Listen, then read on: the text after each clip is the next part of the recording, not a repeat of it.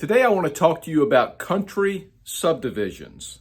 And that may sound like somewhat of an oxymoron to some of you, but when you're out riding through rural areas and you see tracts of land for sale that might be 5, 10, 25, 50 acres of land, sometimes the furthest thing from your mind is that that is part of a subdivision. A subdivision is created anytime a large tract of land is taken and divided into smaller tracts of land.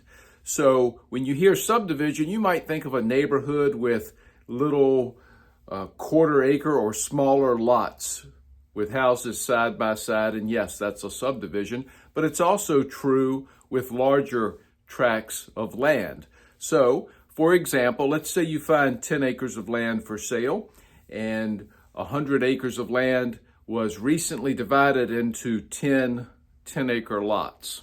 They even might be spaced along a state-maintained road out in the country.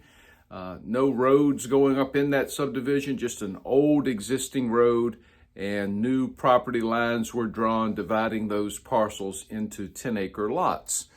When you go to purchase one of those lots to build your country estate, don't assume that there's no rules or regulations that go along with that. Now, it might be zoned agricultural. It's probably more relaxed than if you were in a subdivision with tiny lots. In fact, more often than not, it will be more relaxed. But when it was divided, typically there were covenants and restrictions that went along with that subdivision that are on record.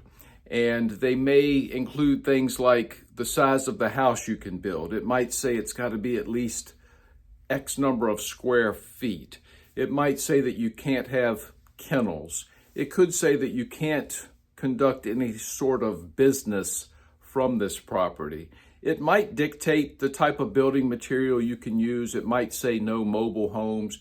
It could be a very short list, and it could be a long list. If there is a gravel road going up into that land, providing access for all these 10-acre lots, there's probably a road maintenance agreement, something in the covenants and restrictions that pertains to how the road's going to be maintained, how the expense is going to be shared. So this is a subdivision. If you go to buy a tract of land out in the country, before you commit fully, just make sure you know whether or not there are any covenants and restrictions recorded with that, what they are, and that you're okay with it.